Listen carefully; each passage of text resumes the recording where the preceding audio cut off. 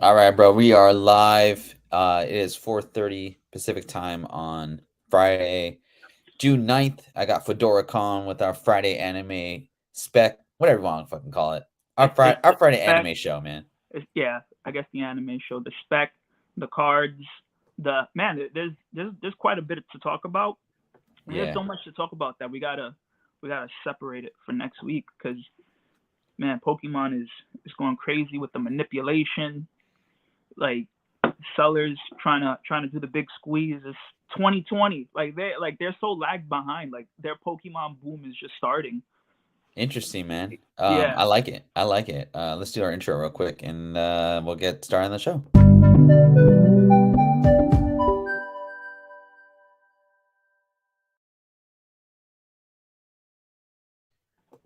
Well, thanks, It man. I mutes the appreciate. mic.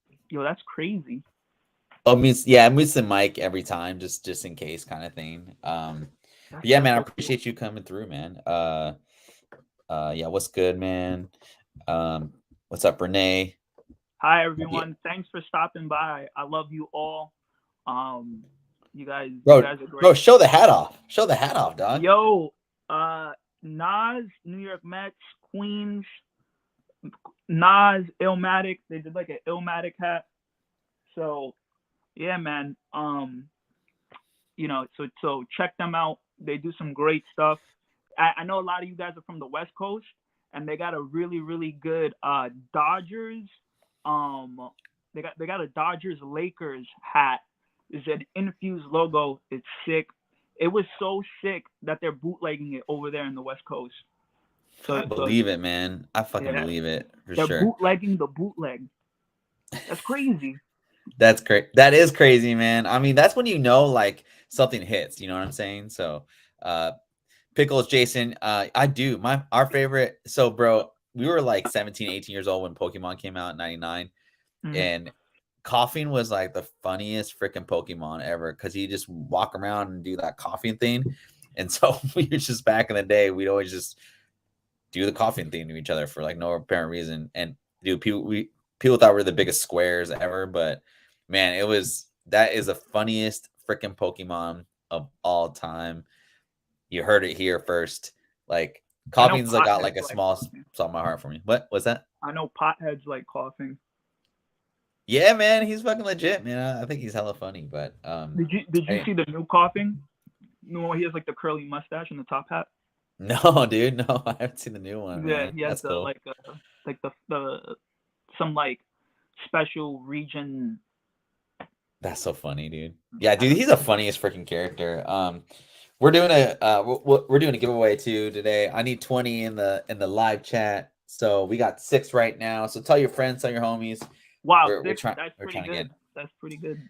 Yeah, man. Yeah. I mean, for real, dude, like I always appreciate you coming through with, your wealth of knowledge for the newbies here, myself included. And man, word's getting around that, you're kind of the resident expert amongst like Look people at yeah, on the people over there. bottom. On the What do you bottom. say? I'm not an expert. Yeah, yeah, yeah, yeah, yeah.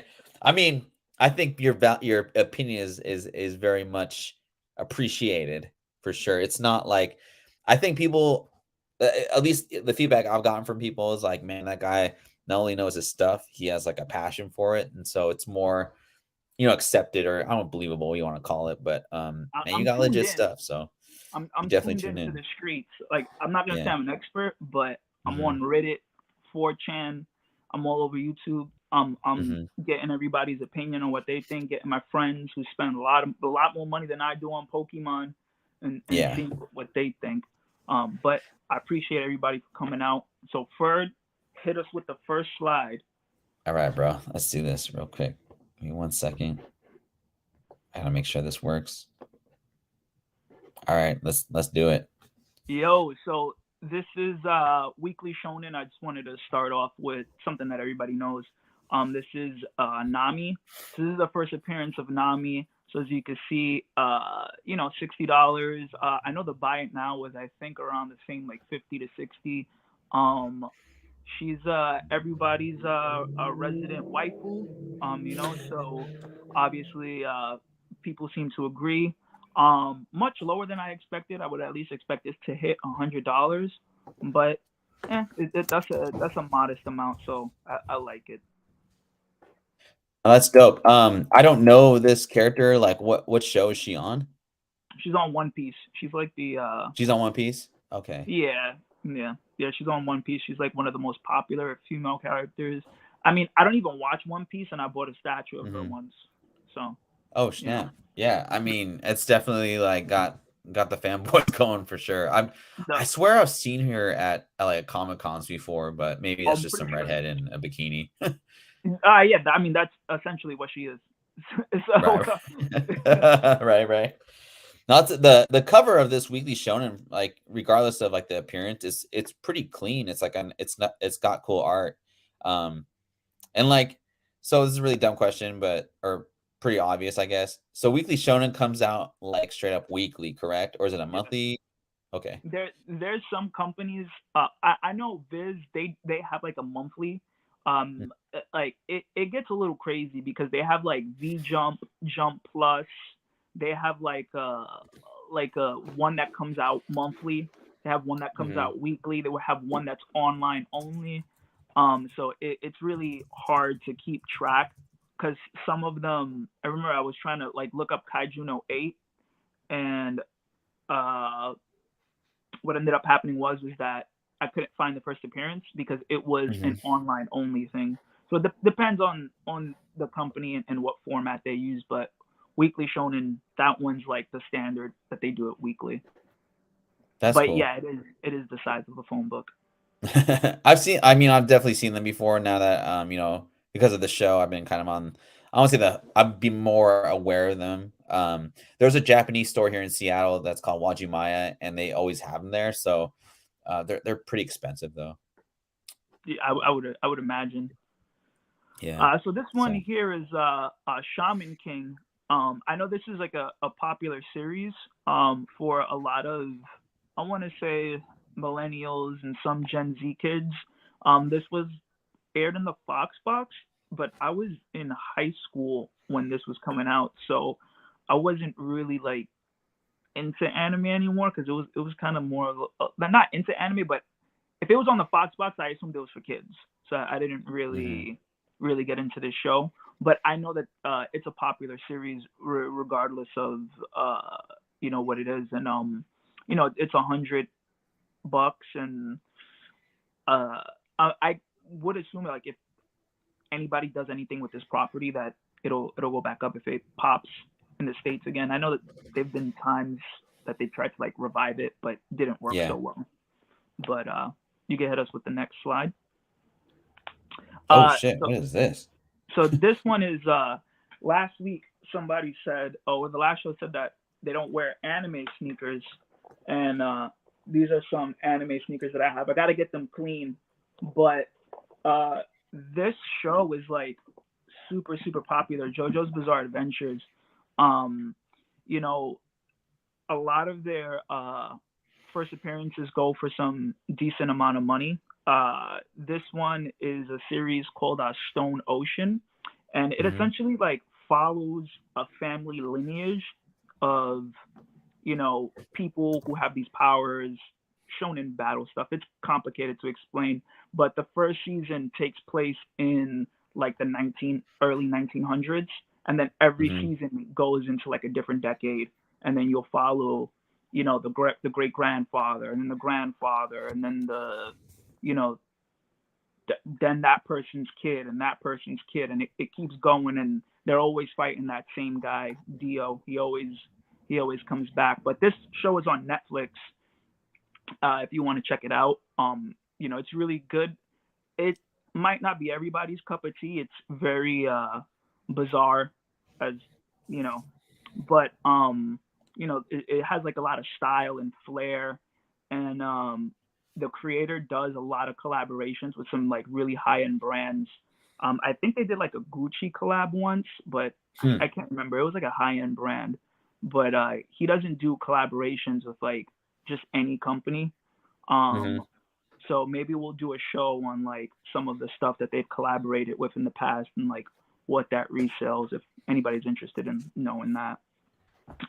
Now the But art's yeah, like really I mean it seems like very modern like style, like what like as far as like trending and like colors and whatnot. I just kind of came at me a little bit when I first saw this. Is cool.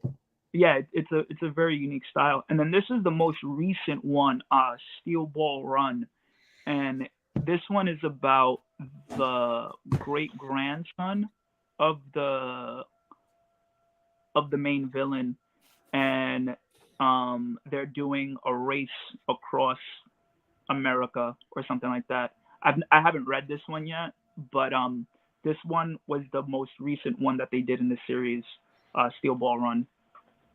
Hmm. But Oh, yeah, this so is what I was waiting people for. like it. Oh yeah, so this is kind of crazy, right? Like this is so Shaquille O'Neal, man, like I had no idea about this until somebody my friend, she told me about it because it came back up in a conversation recently. But this is Shaquille O'Neal's might be first comic book appearance ever.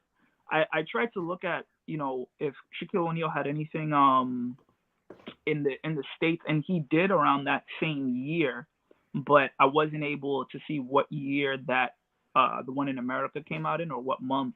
But it's either this one or that one is like the first appearance, and this one is about when he broke the glass off of the when he was playing that game, and he broke the glass, and Hmm. that was world news everywhere. So there it is. If you hit the next slide, there's more information on it. So there it is. You see like the interiors Yeah. is it goes crazy. Um, so there's a buy it now for $70. Best offer accepted on 122 one.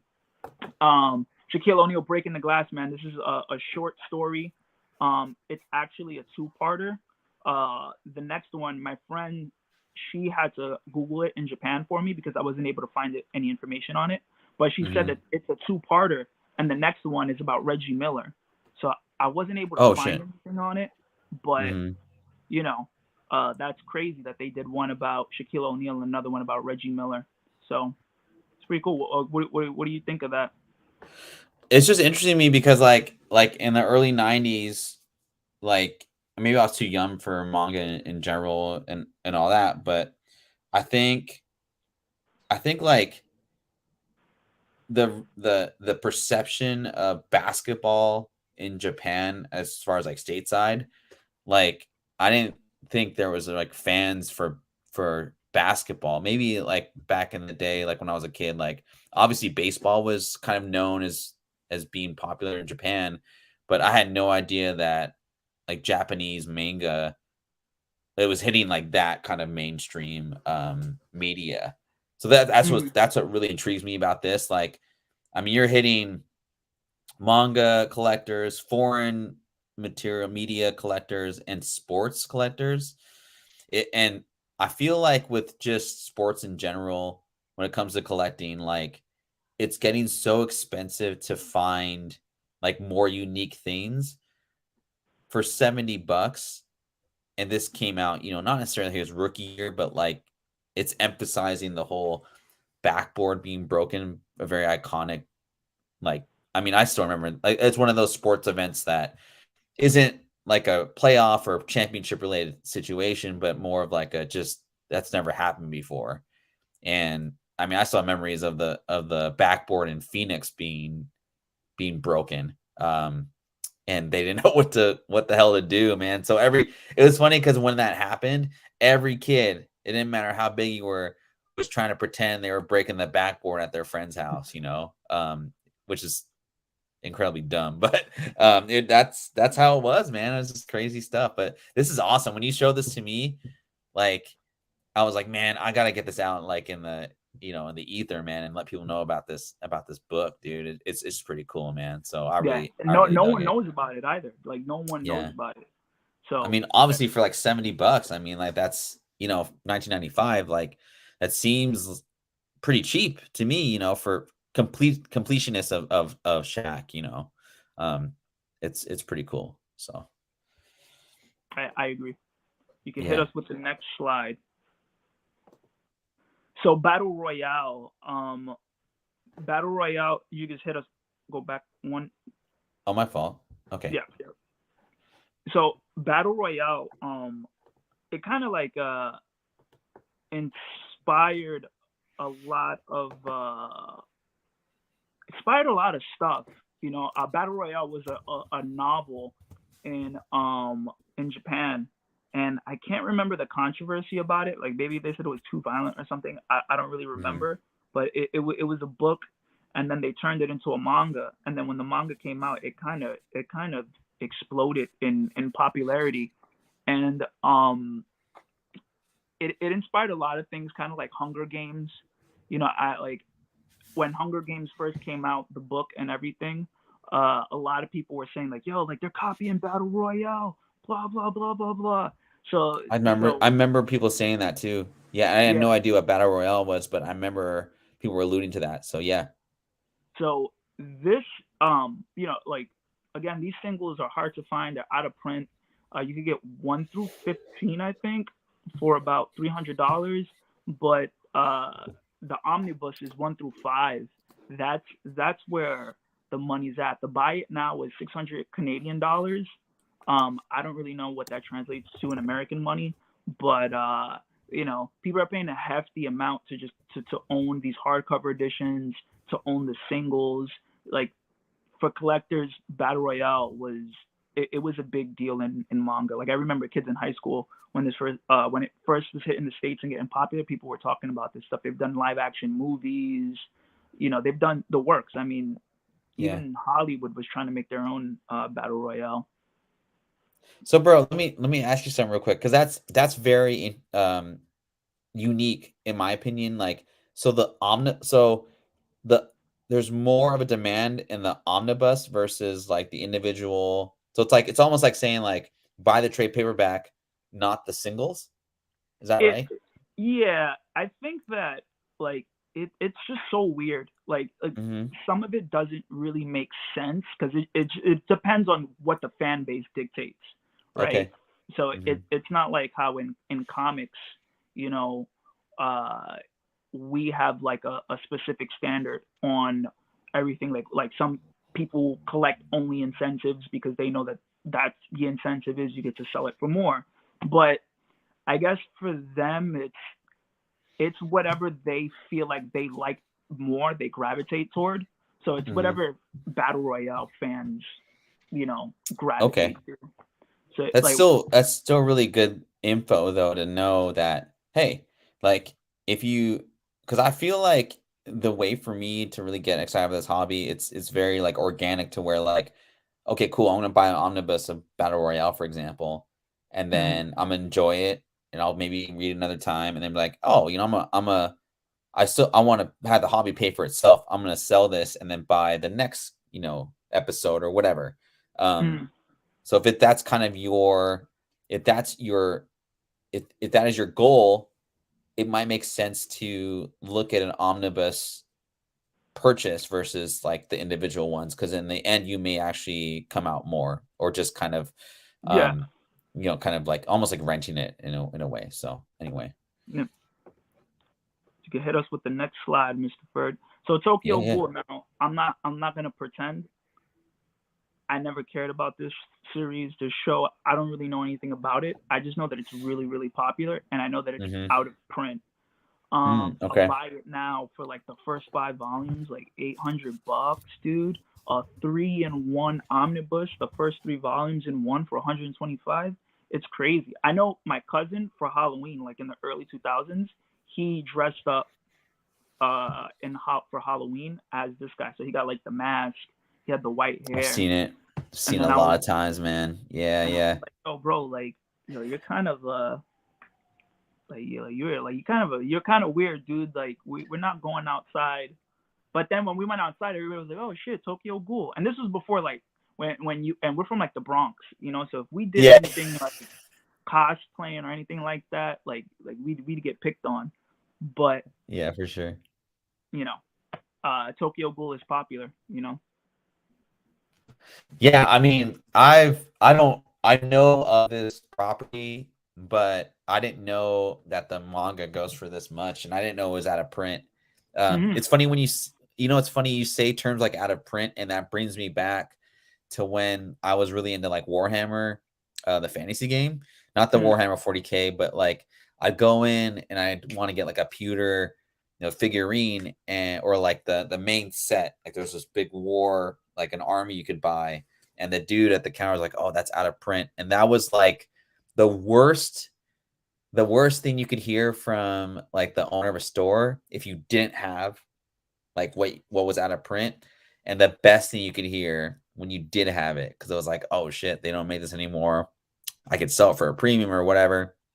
And like when I was first getting into Magic the Gathering cards, out of print was like that one word that people always would say, oh, third edition's out of print, you got to get fourth, or unlimited's out of print, you got to get revised edition, that kind of thing. So you're harkening back to the good old days of collecting when I was a kid. So That good old OOP. yeah, the OOP, man. All right, see, you can hit us with the next slide. Trigun. Trigun, bro, Okay. bro. Look at these sales, bro. 1 through 9, 650. Like, and then look, I mean, and they even have like a different edition, like that I've never seen before. Mm-hmm. 23 bids, $210, and that's just for like what, 3 books? Like, Mm-hmm. Trigun for me as like a kid, everybody was super into Trigun, man. Like Trigun was millennial, like millennials loved it. And I know the new series, it man, it looks so bad. Like a lot of my friends will call me, "You see what they did to Vash?" It looked really bad. Like the Yeah. animation looks great, but Right. they made him into like some like TikTok f boy, man. Like it Mm-hmm. like you just got to see the trailer. It was bad, but man, like you know the new series did drum up some interest in the original show, and I'm on the original show and the manga and stuff like that. So you're seeing a reflection of people just like, yo, f this. I'm gonna go back to the good old days, and I'm gonna keep buying this. Um, it's a mega property still to this day for collectors and just for a lot of people. If you hit the next slide, you'll see some more Trigun sales. Yeah, before I go on, I want to tell you about like my Trigun kind of experience. So like with animes, when you started getting into it, or manga, or what have you, was it like word of mouth? Was it like via YouTube, or like mini kind of videos? How did you get to know, like, oh, that's the next one I should watch or whatever? I'm just curious. Uh, we had um we had comic culture club in Okay. in in this museum in the Bronx. So a lot of our friends, my friends from school, we would all go because it was like a free program. It was like funded by the city, and the dude who taught the class was he was he was a writer for Milestone Comics, and Oh shit, for real? yeah, and Who he was did. it? His name is Ivan Velez. I've heard of So him, dude. That's pretty tight. yeah, so I think he was in the Milestone documentary, Okay. and he did like a lot of programs for Mhm. like the youth, and he was teaching us about American comics, about Japanese comics, about everything, and he used to show us all these manga and stuff like that. And the first manga he gave me was a Junji Ito manga, and I was like maybe like 12, 13, and so that kind of like set me on my journey for like not just American comics, but for manga in general. So and then after we would go to my cousin's house because she had a dish, a satellite dish, and she kind of had like Anime Network and stuff like that. So we would see Yeah. all the new stuff from there and see all the advertisements.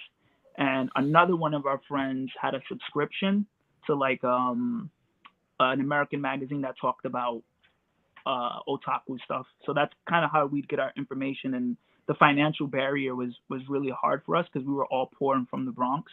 So we'd get like one DVD and we'd share it around and things like that. But Yeah. Yeah. generally speaking, that's kind of how we like figured out. You know, we'd have to wait for our friend to get the magazine, bring it to school. We all Yep. look at it. Yep. So, but See, yeah, man, that's but kind that's of like that's tight though, because like I've talked, I think Jason and I, we've talked about like our experience. Like we'd have to go to Suncoast Video and like save like the $40, and you had to decide, do I get the dubbed version or the subtitle? And the subtitle is always more expensive than the dubbed version, right?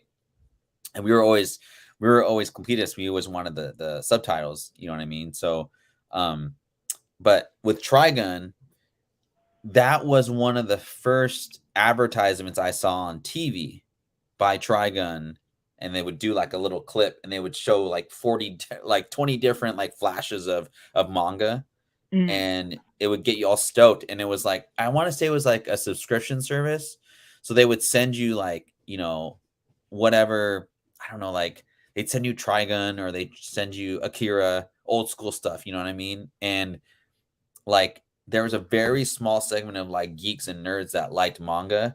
And then when I went to college, it was like all the sports dudes were like, "You seen this manga shit?" And like we'd watch Dragon Ball Z, right? And all and whatever. But anyway, I was just curious, like, because like I'm West Coast, right? And so, back in the day when something would be like hot in New York, we get it 2 weeks later. Like mm, literally. Like it just, the distribution was very bad.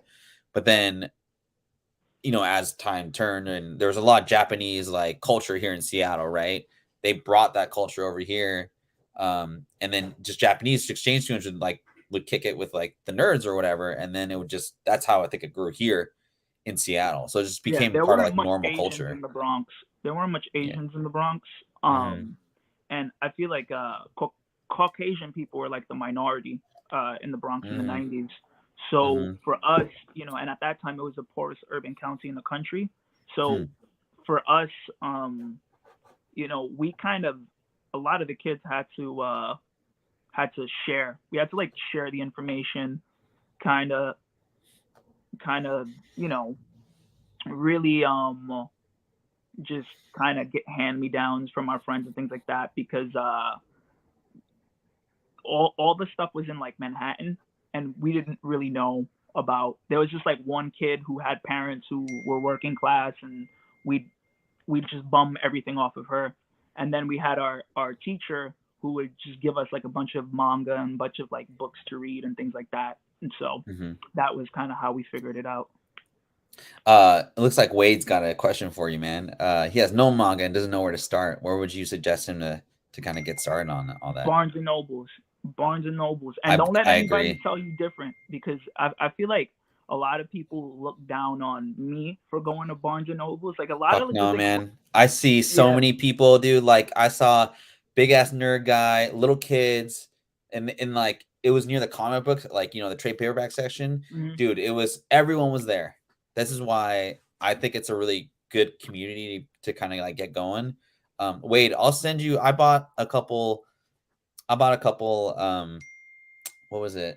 Anyway, I'll hit you up later on the Discord or on Instagram. I'll send you something, Wade, just to help you out. Yeah, You like may or may like not like it, but yeah. So it's a lot of some of different the stuff, man.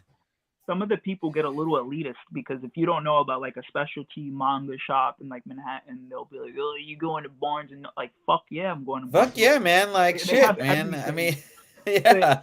they have everything there. So Wade, like Barnes and Nobles, bro, they will have everything. The manga specialty stores, like it's a fight to get anything, and they may not have what you want, So I would say Barnes and Nobles. It's easy. Um, I would say too, Wade. Like I literally just went in there with just zero expectation and just kind of like fly on the wall. The cool thing was like, okay, Barnes and Noble specifically, if you are really gonna go after the show, there's like a table that has like All the 40 new different releases. titles and suggested reads, and they make it really easy. Like honestly, they do a good job.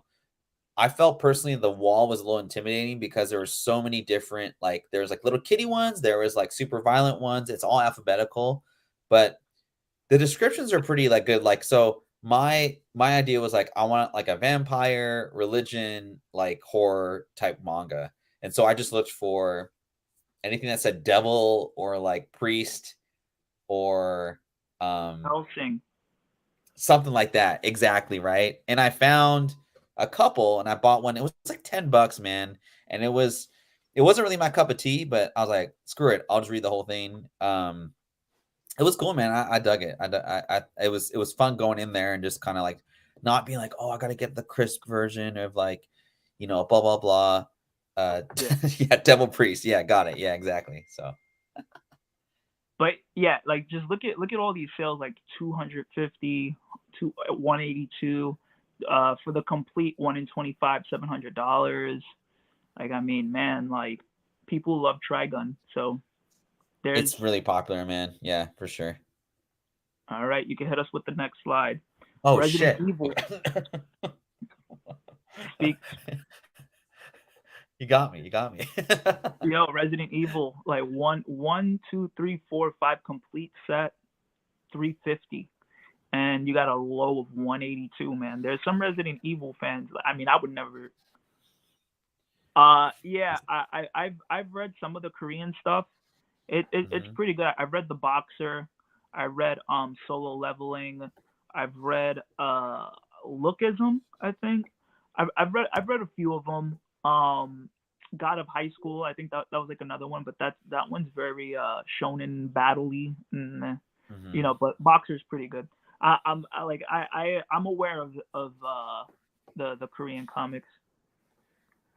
But Um. yeah, Oh, go ahead. Go ahead. I thought you were done with the slide. I wanted to stop you before you go, but go ahead. Go ahead.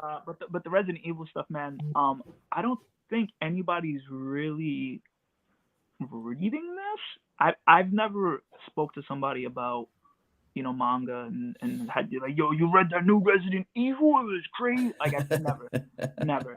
So I think this is for like hardcore Resident Evil fans who Sure. want to know the story. They want to know every bit of information because there's some people that are so into Resident Evil that they could tell you the whole. I dated a girl who was like that. She knew everything about Resident Evil and she owned all of those books too. So there's some fanatic fans that pay that much for Resident Evil merchandise. I believe it. She had I every could shirt.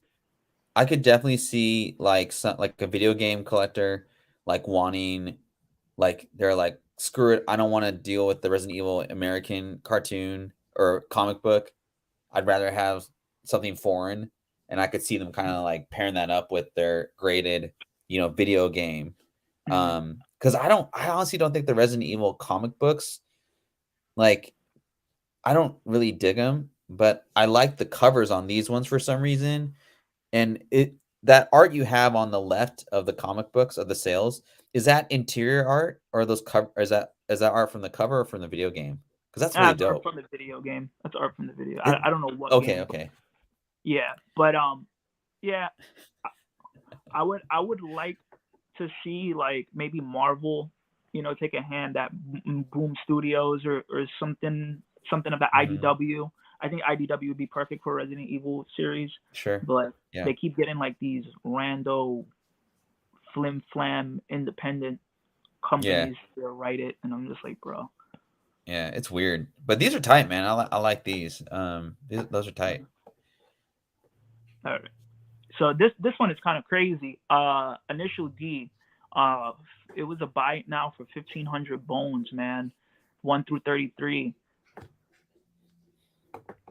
Yeah, Lone Wolf and Cub is a manga. We covered that last week, and the complete sales for the omnibuses were like 600-700. I can't remember, but I did go to one of the manga stores today, and they had they had the complete series. So I don't know if it's back in print or if they just had it there as like back stock, but just give it a check because I was like, wow, that's crazy. These go for a lot of money on eBay. So, but yeah, it was. But yeah, Initial D, like this one, this is about street racing, drifting. Just think if Fast and the Furious Tokyo Drift was a manga, you would get Initial D, and it's super popular, man. Like this has a cult following. This is a true story. I had a friend that was so obsessed with this anime and this Hmm. manga that he Mhm. got into a car accident because he was trying to drift like Initial D. What's Initial D about? It's like Fast and the Furious, but like Okay. it's like Tokyo Drift, but you know, if The art's Tokyo, pretty tight, man. I like that art. It's cool. yeah, there's like people are fucking fanatics over like $1,500. That's Like, crazy, oh, man. yeah, dude, like people love this. Even like they got like the model cars, and those model cars go for some money too. So But there's Initial D model cars, like kind of like a toy that kind of coincides with the book as well. yeah, yeah, yeah, Hmm. yeah. Damn, But you bro, could, you're like hitting all these segments, man. You're gonna make me lose all my money again. bro. I mean, people love Initial D. You can hit us with the next slide Oh, Dragon's Den's wondering, did they do a live action on Netflix? for Initial D. Uh-huh.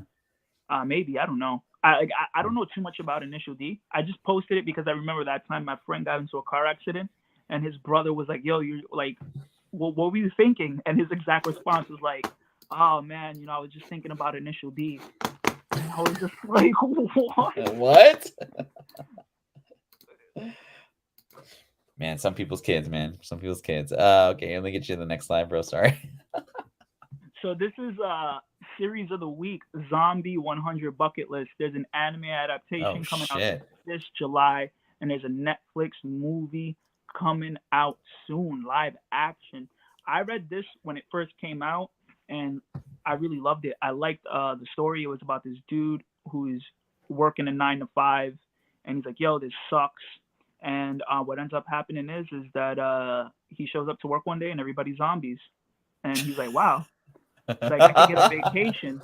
So the whole story is about him enjoying his life in the zombie apocalypse while everybody around him is struggling.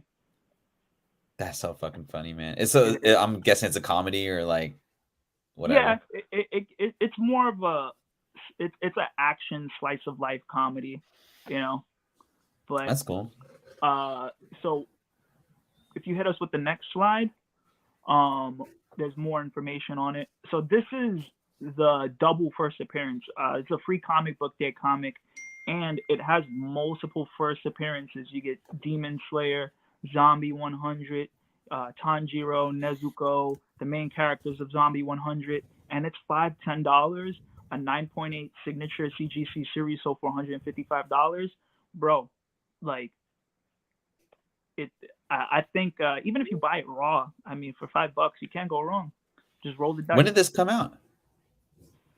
I think free comic book day 2020 or 2021. I don't Okay, so remember. it's a little bit older, but that's still for $5. I mean, why not, right? That's Yeah, cool. I dig that. but you can hit us with the next slide. So we're going into Pokemon. So it's been really crazy. Um, and I know a lot of people have been talking about like Japanese, stuff. I remember people in the OTR chat talking about it, and I feel like I don't want to talk too much about the Japanese market because I want to be cautious with what information I give with the viewers and stuff like that. And Yeah. I've done a tremendous amount of research, YouTube videos, just looking into it, and I feel like it'd be disingenuous for me to like put some information out there and have somebody buy a card that's like jacked up, and and then lose their money. I mean, we see this happen with comics all the time. I Right. remember a buddy of yours, I was just talking to him, said he paid 6 G's for his ASM 300, and now it's gone down. So I, Half. I was thinking about that, so I decided to just say that the Japanese market, they're experiencing like a COVID-19 Pokemon boom, and what's happening is that China is buying a lot of Japanese cards, and we got all these Hmm. like new, people coming into the hobby from like Taiwan, China, places like that really want to get into it. And then there's also Americans who are catching on to that boom, So now what's happening is that these card shops, they're really smart, so they're squeezing the market as much as they can. And I was watching a YouTube video where they call them waifu cards, but this dude was collecting Japanese back in like 2016, 2017, and into 2020. And he had like a whole frame of this one card graded 10. And he said if he wanted to sell all of those right now, he'd make $12,000 or something ridiculous like that. So what's happening now is that the shops are buying out all of these cards and they're setting the price to what they want. So like the shops are controlling essentially what the market is. It's not like how in comics we kind of the buyer kind of has like a say, you know. But we see people try and do it all the time, acetate gate. But you know they're doing it on like a larger scale. So I just want to tell you guys just to be careful. What you know what's out there. There's a lot of things. There's high demand. There's some manipulation going on in there. So guys, please be careful. But going into this, the tag team set is this one is like a real popular one. The tag team set, you know, this card was like $5. You know what I'm saying? And like look at this PSA 10 sales at a high for 1,700, and then we got a low of 1,200. The pop reports PSA 10 363 and PSA 9 is 144. And at the time I was doing this was like about 2 weeks ago. It's probably you could think of all the people sending their stuff in, you know. And I would say that like there's an abundance of these cards going out, you know. During COVID, I cracked open like 10 packs, and I just wanted to show you guys like 10 packs, and these are the hits that I got. You know what I'm saying? Like, and the Japanese versions of these cards are like going for a decent amount of money. You know what I'm saying? So if I'm cracking these packs, you know, just 10, and I'm getting like GX cards, alt art cards easily, how many do you think like people over there are probably getting and reselling? So this is why I'm you know giving you guys this information and telling you that there's a lot of these cards out there, and just be careful where you put your money. If you're gonna buy something, buy low. But yeah, be very cautious, man. Yeah, that's what the show's all about, man. You know, to let people, not to tell people what to buy, but to be what to be look out for. And if you are looking for something like a Gengar tag team, don't overpay for it, man. And yeah, obviously it's like, yeah, 10, dude, if you're opening up 10 packs and getting that many GXs, that's stupid, man. That's too easy, bro. There's, unless like the demand is straight up like a billion people in China wanting that one card, like that's the only like. So it's always like supply and demand, right? But like he's not Charizard, he's not Pikachu, he's Gengar. But I don't know. There's people that love Gengar, right? Anyway, just food for thought, but good stuff. Nah, yeah. A friend of mine, she has that same card, and she has it autographed by the artist. You know, and she just pulled it randomly. You know, so she and even she was like, yo, like I have that card, and even I think what people are paying for it is just way too much. And even from the tag team set, Magikarp and Whale Lord, I remember talking about this with a friend of mine when this card first came out, and now a PSA 10 for the month of May went for a low of 780 or 90 at up to 1,200. You know, and the pop report is PSA 10 583, PSA 9 283. So it's you know it's going for a good amount. I still think that that's a little too much for the tag teams. And if you think like these prices are crazy, just take a look at the Japanese, you know, because the Japanese versions are even more expensive. And that's honestly the first time I've ever seen that happening. Like people used to buy the Japanese sets because they were broke and they couldn't afford the English sets.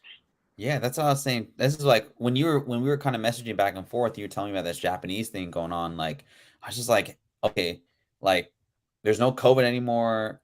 Like, where's, you know, there's always like money coming from somewhere that to inflate these prices. You just can't. It's hard to manipulate the market with just like one or two big whales. You have to have more people in the market, especially at these prices. So like now that you say it's coming from like China and Taiwan, you know, what have you, that's really, I just did. That's something you don't think about because we're so American and we're like domesticated over here. But man, there's so much money over there too that, and you know, a lot of Chinese foreign nationals, they put their money in, you know, real estate here, for example, because they're afraid of what's going to happen. Like over in China or whatnot, what have you. So it's funny that now the money's moving to Pokemon. It must mean that there's a lot of younger kids that have money to buy what they either they like, or they want to park it in something they think there's more value, that is a market that they're arbitraging, which is really cool. Or it's just an interesting subject to look at. Real quick Yeah, before you go on the next slide. I got to look more into it because it's a deep rabbit hole, and Sure. I'm Yeah. just trying to be. I don't want to show any Japanese sales and things like that, and get people excited. And I can't. I can only show what I that's think cool. is fair. Yeah. But you can hit me with the next slide. Yeah. Before I do that real quick, I just want to say thanks everyone for just contributing in the chat. I know I said we were going to eat 20 for the giveaway, but I'm feeling nice, and Fedora's been hella nice today, and just giving, really just trying to protect you all from not wasting your money and being wise with it. I do appreciate everyone coming through, subscribing. If you guys could hit that like button, so Fedora comes in and gives us more heat on Fridays. Really do appreciate it. I want to give a hats off to you as well, man. Like, you put in so much work and like time and like quality into not only the information you give, but the presentation. Man, like, you blow me away every single time. I know we only done like 2 or 3 of these shows, but it's A1 freaking like 3-star Michelin work from you, man. I really do appreciate you. Did you get a little magic carp on the bottom? yeah. So I love it, man. And then Dragon's Den, he says, check out ABZ art. He does crossover art where Pokemon meets Demon Slayer. Huh. Okay. No, that's actually pretty cool. Yeah. So I'll definitely check that out. And look, man, you got a fan already. So there you go. I love you all. So this is one of my favorite cards, and honestly, like, this is the only card that I think is appropriately priced, and that honestly, like, I'm strongly thinking about getting myself. So this was like a Pokemon stamp box. Now, this was one of the promo cards that came with it, and the art is amazing. Like, it's pretty cool, man. This is like, this traditional, Pikachu looking, I don't know, very Harimono-esque. It looks good. But if you look at the pop report, that pop report looking rough. PSA 10, 6,000 PSA 10s, and only 500 PSA 9s. And PSA 10 sales, $800. But May, it fell down to 355. So this is the highest. This is the lowest. But man, it's a beautiful card. There's another card that comes with it, but I honestly thought it was ugly, so I didn't include it. But in the set, it goes for 1,200. So, I was gonna ask you something real quick. So I guess this is kind of so I never even thought, okay, American, Japanese are like the main markets for Pokemon, but I never guess I really thought of Chinese investors or fans of Pokemon, just because of, I mean, and this is my unknowledge of knowing how Pokemon gets over to China, but it seems like it doesn't get over to China in like as easy. There's not as much easy access as it would be to come over here, even though they're very close to each other. That makes me kind of think. So like, even though the PSA population is like almost 7,000, graded cards, right? If there's 15 to 20,000 people that want that PSA 10, PSA 9, that's 2 to 1, right? So even though there is a lot, that still means that, but there's still demand for it. I think it's scary that China. It's scary in the fact that with having more buyers in a market that is like just starting, like you said, COVID, 2021 is like they're having their COVID 2021 moment. That's tough if you are like a fan or you just prefer the Japanese cards over American. And then what happens if Chinese investors are like, you know what, I think I'll go with Japanese. I'm going to start moving over to like American. Does that mean that, is it a good idea to get those cheaper GX like cards that are American now? Something to think about. I don't know. I would say my personal opinion. I'm not an expert. Yeah. Everybody's kind of ignoring vintage English is like the redheaded stepchild right now. So right now, a lot of the prices are dropping. So I would just say, like, this is like I wouldn't, because you used to be able to get a box of Japanese cards for $40 with shipping. That's so crazy. You know, with $200, you get like six boxes, like not six, but a good amount. Yeah. Sure. So, you know, vintage cards are, you know, it's the way to go. Vintage English right now, at least I think, in my humble opinion, the prices are coming down. It's cooling down, you know. So everybody is really on this modern hype train. So if you could get a good modern and flip it and reinvest it back to vintage, I think that wouldn't be a bad idea. I'm right there with you, because that's like the OG thing, you know. Like, I don't know, that's good stuff. So these are the waifu cards, man. Misty's favorite. I like this one. You know, it was a PSA 10 for $230, and May one sold for 400. PSA 10 517. PSA 9. A good right now, I would say the Pokemon 151 set. That one's got a lot of hype to it right now. So if you could get your hands on the Pokemon 151, I think that would be your best bet right now, because it's getting a lot of hype. It's getting a lot of hype. So we'll see if the Pokemon Company can meet the demand. But a lot of these waifu cards is what they call them. The trainer cards are popping off like crazy. You were the one who sent me a card that was like bidding for 800K. I don't think the 800K, 80K. I don't think that it's finished. I don't think that the bidding is finished yet, but we'll probably revisit that next week. But these cards are the ones that everybody is chasing. These are the ones that are being brought up the most. These are the ones that are being pumped the most in the Japanese market. So, you know, these specific ones, trainer cards, these cards were like $2-3 like a few years ago, like 6-7 years ago, you know. So I would have never thought that these cards would be worth anything, you know. Like, you could have probably pulled this and like threw it away, you know. So that's just I'm pretty sure I did. I'm pretty sure I did, man. Probably, right? Like, yeah, I gotta look back at some of my old Pokemon stuff, but man, that's crazy. And these ones are still pretty, like, these considered like secret rares, these trainer cards? Yeah, I would say so. Yeah. So it's still like that 1 in 30 pack type thing, right? Yeah, because they have like the regular one, and this is the alternate art secret rare super special whatever one. Yeah, right. I don't. But you can hit us with the next slide. Oh shit. So a PSA 10 Pokemon. Yeah, so Umbreon. So in order for you to get this Umbreon, it's sold for $49,000. You would have to have been a member of this, I don't know, magazine club, and you'd have to buy stuff from their magazine. And if you got enough points, you got a special Pokemon card. And there's 35 PSA 10s, 9 PSA 9s, and there's a total of 50 graded. And it's a 13-year-old card. They came out 2010. And it was like a Japanese promo card. And these are the cards that I feel like you should be investing in. Low population, special promo, things like that. So, but yeah.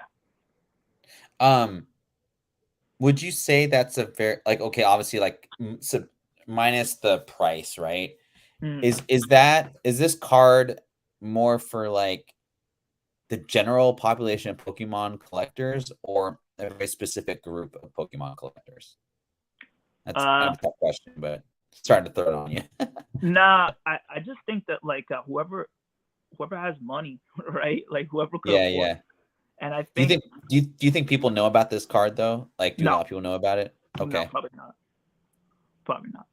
Because I know the character. I just, like, what's tough about Pokemon for me is like the promo stuff. It kind of reminds me, like, when I was collecting Dragon Ball Z cards, like the promo stuff is like, there's just so many promos, you know. I mean, comics is kind of the same way. Like, I guess you can compare it to like a Variant. Comic Con variant, like I don't know, but like when you like I'm like, oh cool, I got this like, generations like, but now there's a promo, like how the hell do you get the promo and like stuff like that. So and obviously like a lot of the promos, like you might have to be in a different country or a different state to get it. It's not just like, oh, you buy like a video game, you get that promo.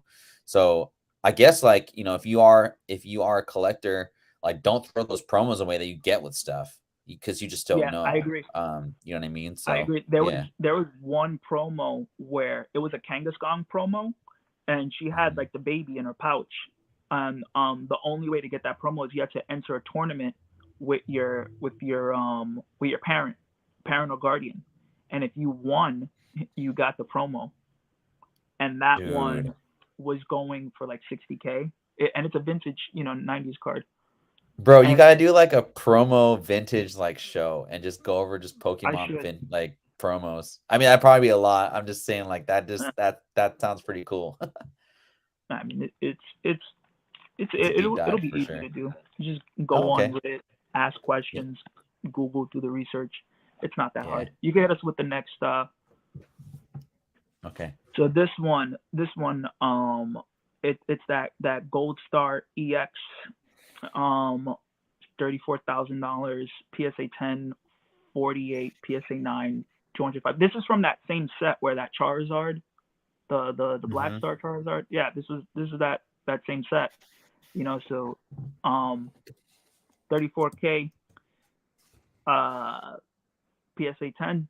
I mean, I'm not mad at it. This was one of the most coveted sets of all time, next to Sky Ridge and base set. So I know we've covered cards from this set in previous shows, but the general consensus is, for those who don't know, this set wasn't really printed that much because back in the day, Pokemon was losing some steam. It didn't really have like it was losing its luster to like Yu-Gi-Oh and all this other stuff.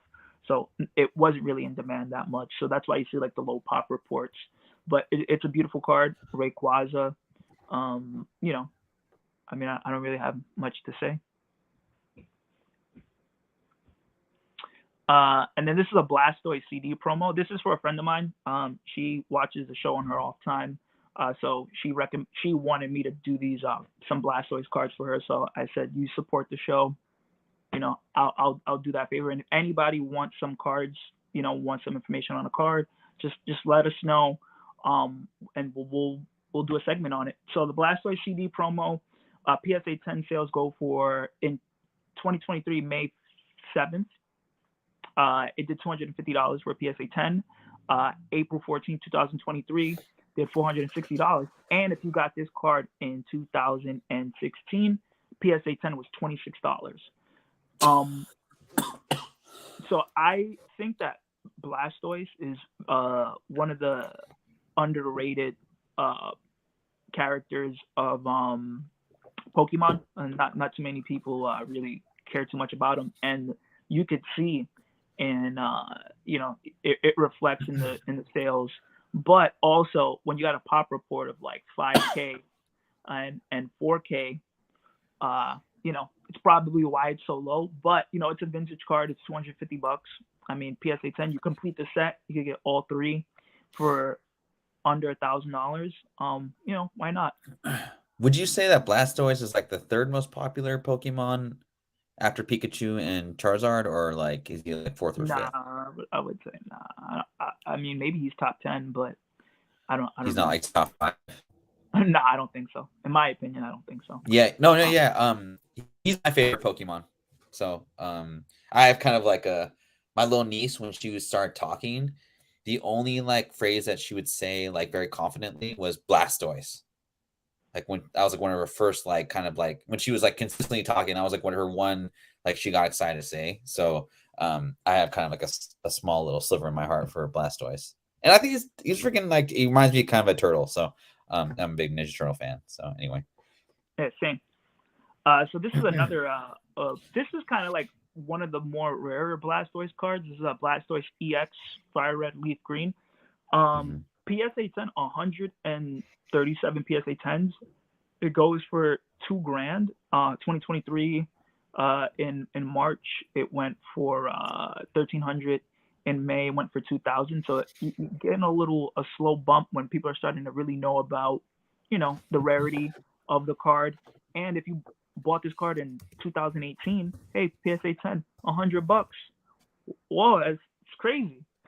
Mhm. Crazy. Like if you bought this in 2018 for $100, crazy flip. Crazy flip. Cash out if you have this card, I would say, in my opinion. Yeah. Okay, you can It's a hit us cool with the. card. It's really cool. It is. I agree. I like it. I like I like it. the view of it too. It's just different. So It's an angle that you don't really see too much. yeah, I don't think I've ever. Oh, this is kind of tight. What's Yeah. this? So I want to say for the record, I have a bias towards this card because one, I love Magikarp, and two, I bought it at 3. This is kind of just me like just getting all excited. But listen, man, the Scarlet and Violet set, there's a lot of people talking about this card, and it's not because like it's not crazy rare or anything like that. It's just because the art is so fucking good, and I don't. There was like a Giratina card, um, that was going crazy. I think one of you guys spoke about it in the OTR chat, and that artist also did this one, and people went absolutely crazy for it. Um, I bought a Japanese one because the English set wasn't available for purchase, and I bought mine Hmm. for $18. But the PSA 10 prices for $70 to $90, and the raw prices are around 20 to 30. Um, but the PSA 10s, like, they're going up, and I know a lot of people are like really love the art. It's just not just something that they're just like, oh, I'm gonna buy it to flip it. Everybody's just really in love with the art, and that's just if you want to buy it, Scarlet and Violet Triple Beats. I'm not pumping the card. I just think it's fucking a fantastic card. I love it. But that's it. For 20-30 bucks, like why not? If you like the art and yeah, Yeah, like you said, like not flipping or whatever. Yeah. yeah, I agree. The English Oh, one is, okay. they're already trying to list it for like $50. But anyways, in other news, so somebody had bought one graded at a ARS 10, but this is a new grading company. And I know you guys like to grade baseball, all this other stuff, but this is Japan's very first grading company.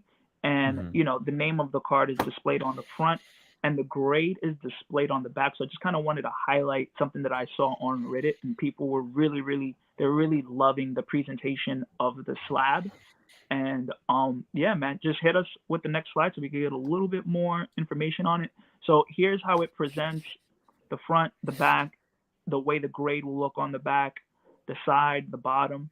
Man, like I know Japan really favors PSA. It's PSA or go Hmm. home in Japan. I don't even think they use BGS, Wow. but this one is looking really nice. Like this slab displays better than BGS, like better than anything, SGC, like anything that I've ever seen before. So I just wanted to show everybody, maybe you guys want to get it graded over there. But you can hit us with the next slide. Yeah, it's super clean, man. I prefer my grade on the front, but the way that they kind of variation and there's like a lot of data, it looks very future. So I like that. Oh wait, if you could go back. Hold on, I forgot to mention something. Yeah, go for it. So for the ARS grading, in order for you to grade with them, you have to get it by lottery. Just a little FYI, because I know some people in the Reddit are sending theirs to get graded, and you have to get chosen. So it's not something that you can Oh. just easily get into. So it's kind of like an exclusivity thing. But I could also see why you would put the grade in the back, because just in case, like maybe you want to display it, but it has a Hmm. bad grade. So like, Oh, okay. That's yeah, cool. so you could kind of just more display it, which I think is cool because maybe you get a 7 and then you're like, but you want to display But it. you don't want So to sell it, right? Yeah, yeah. yeah, exactly. So, but Yeah, yeah, yeah. that's just, I like ARS, man. I'm curious to see how this is gonna go. Lastly, just to close this out, this is my personal spec for like manga. This is just me. That's this is just whatever. Homunculus. It's by Hideo Yamamoto. He's like a legendary writer, but not a lot of his work comes to America, and he's famous for doing Ichi the Killer. And he did that manga, which was turned into the movie, and it kind of has like a cult following. And Homunculus, for a really, really long time, uh, it has like a cult following. And you know, a lot of people read it online because the English version it's a ghost. Like I've never seen one in person, and eBay listings are kind of really hard to come across for English ones. And it's been picked up for a reprint omnibus by Seven Seas, and they're known for not printing a lot of stuff, and they kind of let things go out of print. So, and this is also like a really, really good story about a homeless guy who lets a doctor drill into his head so he could unlock all the senses in his brain, and he just does it for money. And then he starts like getting supernatural powers and hallucinating. It's a really, really good read with a really hardcore cult following behind it, by a company that's probably not going to put out a lot. But if you do plan on getting it and you do love the story, just understand that this is not something that's going to happen like over the course of a few months. Like this is kind of like it'll gain steam over the next few years, because there's going to be the initial print, and then it's going to be out, and then whatever gets sold is whatever gets sold. So you can hit us with the last slide. So he did Ichi Killer. As you can see, that one's never been printed in English before. And then he did one called Voyeur. And if you could find Voyeur or Homunculus in English, they easily go just one. It doesn't even matter the first, second, third, fourth volume. They go for like $50 to $100. And I've never seen a set. I've never seen anybody sell a set of Ichi Killer or Voyeur. They kind of just find them in the wild and then put them on eBay. So I think that wraps it up. Yes. That's fucking tight, man. Yeah, so follow us on Instagram, Fedora Kong, for a Virgin Nerd. Next week, we're going to be talking about vintage RPGs, PlayStation 1. I remember the last OTR chat, they were talking about, I mentioned Atlas Games. Those are that's a company that doesn't print many of their titles, and it's kind of really hard to get those things sealed. So Vinny inspired me to do that episode. So cool. I'm sure he'll tune in, and I mean that's his stuff. So let's do a giveaway. I know I was hoping for 20, but we got 14, man, and that's the most 14? We've had. Yeah, we got 14 live. So I appreciate everyone coming through the chat. I appreciate Dragon's Den's Discord coming through, OTR, and just friends of the channel and stuff. Dragon's Den got a question for you, bro. He says, "You gonna talk Mega Drive?" Maybe. I was just focusing on like Atlas games. I know Atlas might have like one Sega game. I don't really remember, but I know a lot of their more popular stuff is Persona, Shin Megami Tensei, things like that. So yeah, I mean, I'm pretty sure Atlas did a Sega game. I'm pretty sure they did, but cool. It's mostly like a showcase for Atlas games, because I know that there's like a lot of collectors in OTR that really like that kind of stuff. So yeah, for sure. Super rare. Lunar games. Star. Yeah. If you guys want to be in the giveaway, I will give away one of these books. Can't do two, but I will give away one of these guys. They're Battle of the Cow number 3, first time that Damien puts on the cow, and then this is Damien's first cover in white. But yeah, just let me know. I tried to look at the chat. You guys are super active today, but I couldn't go up all the way. So I got Wade in there. I got Renee. I got Street Food is Good. South Pop Rad, you're in there. Cave Drawings. I got Slack. Anybody else want to be in the giveaway before I start the roll? I know Fedora Kong, you probably, it's almost 9 o'clock over on the East Coast, so you probably gotta take off pretty soon. Yeah, I'll stick around. I mean, I don't Okay, have nothing to do. Cool. I'll give you guys just type in the chat homunculus for the giveaway. Fuck it, right? Anyway, otherwise I'll just I'll spin for the giveaway. So I'll give you guys like 10 more seconds. I got you in there, Cave Drawings. We'll go 9, 8, 7, 6, 5, 4. Good luck. I already want to go with the dopamine. Okay, fine. 3, 2, 1. William Kim. Okay. William, I don't think I've seen you before. Welcome to the show, man. Welcome. Let's see here. And if you guys could like this show, watch our past shows. I think we didn't get like a ton of views on our past shows. And there was a lot of really good info, man, that you were putting out. I didn't do a very good job of advertising you, but I think like seriously, man, like the past couple of shows you've done are just like blowing me away as far as quality and good information. And you got the East Coast stuff going on, man. So we'll try and if we get more, I'll try and like up the giveaway. Me and Fur will come up with something big. If we could get 30, like we'll do something crazy.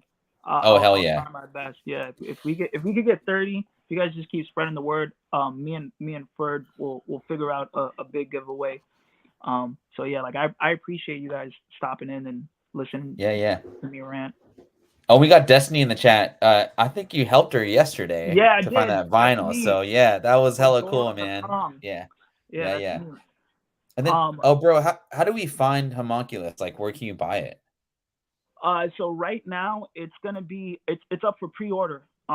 It's coming out late June. Late June. So yeah, so it's an amazing story. If you just kind of want to get your, thank you. If you kind of want to get your feet wet with it, you could go read the first few chapters for just for free. Just see if you like it, if it's something you're into, and then you could pre-order it. But I really do think that one is going to be sought after within the next several years or so. So if you could complete the set, hold on to it, and then let it go. Because I think that only like really, really hardcore manga readers know about Homunculus. So I'm giving you that gem so you guys could read it because it's great. And not every title gets reprinted again.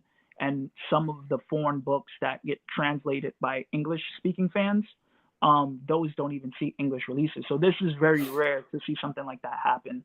So that's cool. And I mean, I know a lot of people in the chat. They're watching the show because they want to know what to read, dude. I mean, like this could be your Miles Morales like welcome into manga. I mean, yeah, you know what I mean. So man, Homunculus, Suicide Island, Holy Land, those are like some of the best stuff I've ever read, like the best literature.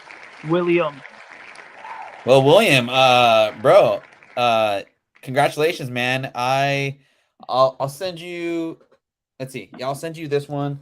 I don't know if you're into comic books, but this is like a $20 book all day. Just hit me up on my Instagram, or you can hit me up in Renee's Discord.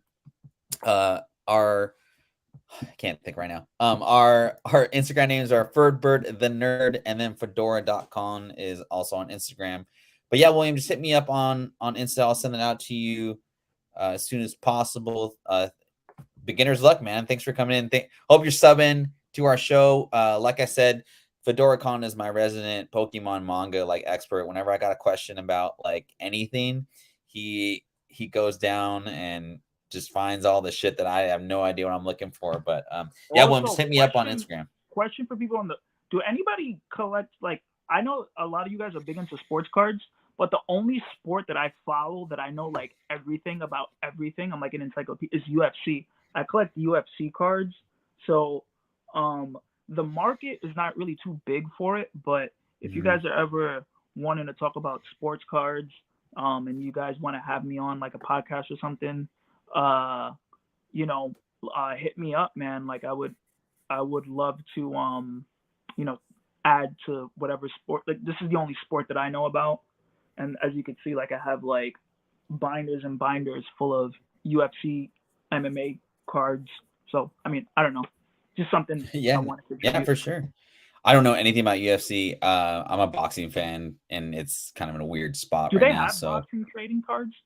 I don't think so, but I could see them doing that. They have. It's not specific. Like you can't buy like a pack of only boxing cards. Like I have a Manny Pacquiao, Allen and Ginter rookie card from 2015 or something. But anyway, looks like Wade's picked up Starry or Sweat and Soap. Have you heard of that before? No. Okay. All right. I'll have to read it. Well, Wade, I may have to read it too. Again, thanks everyone for coming through. Congratulations, William. Hit me up on Instagram. Thanks everyone. We had 15 live at one point, man. The word is spreading. The info is good, and I appreciate everyone joining us on a Friday. Fedora, you are the best, bro. I appreciate you. I'll see you guys next week. There's more stuff to cover in the Pokemon world. So yeah, I think the Pokemon shit, man, was really cool this week, man. It was really, really cool. I really dug it. So be careful where you put your money. Motherfucker. This guy, dude. Sorry, go ahead, man. Be careful where you put your money. Don't spend it all in one place. And that's it. And that's yeah. I'm gonna try and clip that one disclaimer you had. I think it was really important for people to kind of know what you were talking about with the Japanese market. I'll clip that on my Instagram. But no, that was really good info, dude. Like for real, like 100%. So yeah. So anyway, all right, you guys have a good weekend.